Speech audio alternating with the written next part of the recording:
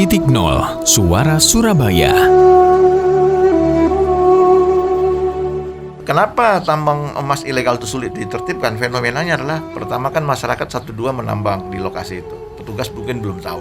Lama-lama kok mulai banyak. Petugas akan menertibkan, personel tidak cukup, sumber daya tidak cukup. Karena lokasinya jauh. Tidak ada tambang emas itu di tengah kota, tidak ada mas.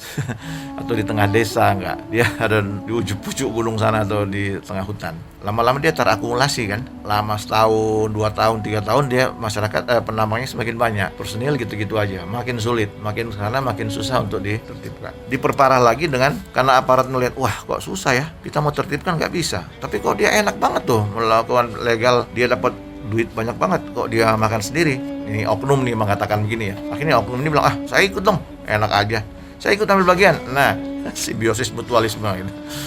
Jadi oknum aparat sudah masuk dalam pusaran mereka. Kerugian negara akibat peti itu rupiahnya menurut Kementerian SDM di tahun lalu itu 38 triliun per tahun. Godaan seorang pejabat kepolisian mas, waduh saya secara empirik mengalami itu. Ketika di Maluku, menurut wartawan-wartawan senior, konon ceritanya ya, saya sendiri juga belum sempat ditawari memang. Mungkin mereka takut. Penyisihan untuk Polda itu bisa sampai 11 M per bulan itu. Besar itu godaannya. Godaan. Waktu di Sulawesi Utara, itu nyata-nyata saya berhadapan sama mereka. Mereka tawarkan, Bapak kalau mau, sebulan per satu pengusaha ilegal itu bisa ngasih 3 M. Lah kalau pengusahanya sekitar 5 atau 6 orang, ya tinggal dikali aja lah. Secara halus saya katakan tidak boleh seperti itu, karena dampaknya akan lebih merugikan masyarakat di sekitar. Kita dapat merasakan itu ibarat permen, enak, manis, tetapi dampaknya nanti itu akan terasa pahit yang saat ini mungkin kita tidak dapat prediksikan. Artinya kerugian ke depan itu jauh lebih besar dibanding keuntungannya. Jadi untuk apa? Maka saya katakan bahwa itu faktor utama. Godaan rupiah upetinya yang sangat besar. Jadi kalau oknum pejabat sudah tergiur, jadi habislah cerita itu. Siapapun yang akan menertibkan pasti tidak akan berhasil. Paling mungkin penertiban itu formalitas, paling mungkin ada teguran dari atas, entah dari malaikat mana.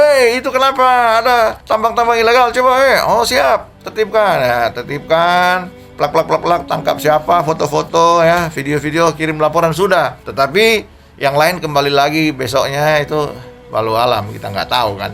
Karena saya sangat concern terhadap dampak lingkungan itu yang lebih besar. Apa artinya sebuah uang itu, sejumlah uang itu yang juga akan habis sebulan 2 bulan, uang setan dimakan jin lah ibaratnya. Tetapi faktor lingkungannya terus bergulir, susah untuk direm, melakukan pengereman. Uang cepat sekali dia ngerem, cepat dia habis, tapi dampaknya akan bergulir. Momentumnya itu besar sekali, sulit untuk melakukan pengereman. Ibarat suatu kapal besar yang akan sandar di suatu dermaga, ya dia tidak mungkin tiba-tiba ngerem, tapi dia butuh persekian menit untuk bisa dia berhenti pas di dermaga. Saya Irjen Pol Purnawirawan Dr. Andes Royke Lumowa MM. Sekarang ini saya kuliah doktoral di Universitas Indonesia di Sekolah Ilmu Lingkungan. Sekarang ini dalam proses saya ingin menjadi pemerhati lingkungan untuk Titik Nol Suara Surabaya. Titik Nol dipersembahkan Suara Surabaya.